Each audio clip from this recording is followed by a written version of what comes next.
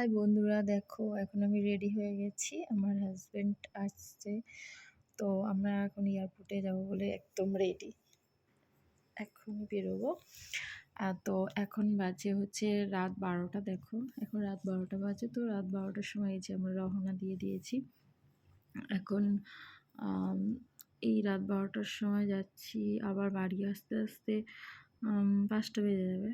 তো প্রচণ্ড সারা রাত জাগলে অ্যাকচুয়ালি ঘুম পায়, তো একটু চাও খেয়ে নিলাম। ওই জন্য রাস্তায় পাশে, অ্যাকচুয়ালি রাস্তার পাশে তখন অনেক রাত হয়ে গেছিলো, তো ওই জন্য ভালো হোটেলও খোলা ছিল না, একটু চাই খেয়ে নিলাম। লাস্টে কী করব, আর খিদেও পেয়ে গেছিলো প্রচণ্ড, জানো তো।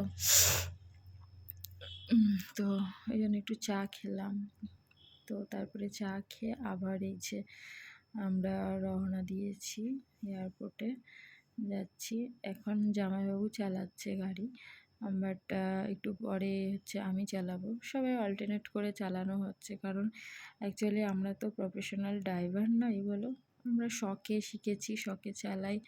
তো একভাবে চালানোটা হয় না, সত্যি কথা। এতটা টাইম একভাবে চালানো হয় না কোনো সময়। আমি তো চালাই না, সত্যি কথা বলতে। আমি একটুখানি চালালে আমার হাত ব্যথা হয়ে যায়।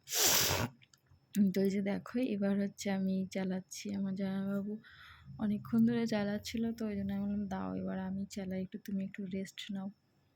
যে দেখো আমরা এয়ারপোর্টের ভেতরে ঢুকে গেছি প্রায়, মানে এয়ারপোর্টের যে এরিয়াটা আছে ওর ভেতরে ঢুকে গেছি। তা এই যে পার্কিংয়ের গেটটা দেখা যাচ্ছে, পার্কিংয়ে ঢুকবো, পার্কিং করতে হবে। আবার এখানে আবার পার্কিং করতে গেলেই ঝামেলা। তো এই যে দেখো তোমরা, এটা হচ্ছে এয়ারপোর্টের ভেতরে এরিয়াটা।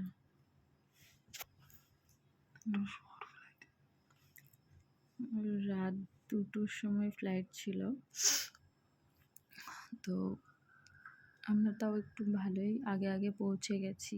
রাস্তা ভালো হয়ে গেছে না সব দিকে, এই জন্য একটু আগেই পৌঁছে গেছি।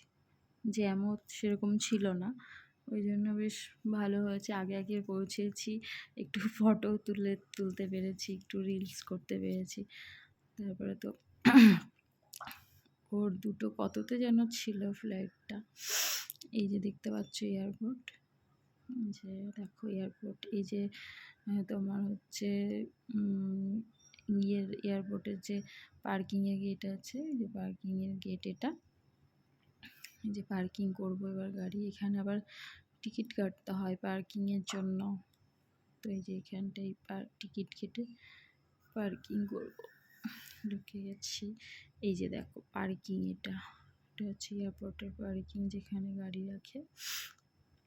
তো এখানে গাড়ি রেখে পার্কিং করে গাড়ি, তারপরে আমরা একটু ওয়াশরুমে গেলাম। ওয়াশরুমে গিয়ে তারপরে ওখানে গেছি, গিয়ে দেখছিলাম টাইমিংটা। এই যে এবার পুরো হচ্ছে তোমার যেখান থেকে এক্সিট হয়, একদম এক্সিটের সামনে চলে এসেছি। এখান থেকে বেরোবে, তো ইন্টারন্যাশনাল ফ্লাইট ছিল, তো 4 নম্বর গেট দিয়ে এবারে এই দেখো আমার পতি প্যারামেশ্বর চলে এসছে। খুব খুশি, একদম ফ্যামিলি দেখে খুব খুশি হয়ে গেছেন উনি। আর এই সময়টা, এই যে আমি যখন ওর সাথে দেখা করতে যাচ্ছি, আর আমার জামাইবাবু এত শয়তানি বুদ্ধি, আমাকে বলছে নমস্কার করতে। আর আমার সত্যি কথা বলতে নমস্কার করতে প্রচণ্ড লজ্জা লাগে, কেন আমি জানি না। তো আমার জামাইবাবু বলছিল নমস্কার করতে, ওই জন্য আমি মানে লজ্জা পেয়ে গেছি নমস্কারের কথা শুনে। আর ও তো বলছে না না থাক থাক করতাম, ও জানে আমি নমস্কার করতে পছন্দ করি না কাউকে। আমি তো, আমার বড় মানুষদেরই নমস্কার করতে ইচ্ছা করে না, আর হাজব্যান্ডকে নমস্কার করতে তারা ভালো না। এই দেখো আমরা রানাঘাটে পৌঁছে গেছি, আমাদের বাড়ির কাছাকাছি প্রায় চলে এসেছি। এবার হচ্ছে আমরা জামাইবাবুকে আবার নামাবো। এবার জামাইবাবুকে নামানোর পরে আবার আমার হাজব্যান্ড চালাবে, কারণ হচ্ছে যে বললাম না আমাদের প্রায় 3 জনেই চালিয়ে অল্টারনেট করে চালিয়ে তারপরে আমরা এসেছি এয়ারপোর্ট থেকে বাড়িতে। তো এই যে জামাইবাবুকে আবার জামাইবাবুর বাড়িতে নামিয়ে দিলাম, মানে জামাইবাবুর ফ্ল্যাটে নামিয়ে দিলাম। নামিয়ে দেওয়ার পরে আমরা এই যে বাড়ি চলে এসেছি, বাড়ির রাস্তা এটা আমাদের। তো দেখো এই যে বাড়ি ঢুকবো এবার। অনেকটাই টাইম লাগে না এয়ারপোর্টে যেতে। তাও তো এখন রাস্তাটা ভালো হয়েছে বলে সত্যি কথা বলতে অনেকটাই তাড়াতাড়ি পৌঁছে গেছি। আগে তো অনেক টাইম লাগতো আগে, ওই জন্য আমি যেতেও চাইতাম না। এই দেখো আমরা বাড়ি পৌঁছে গেছি। বাই, তোমরা দেখো।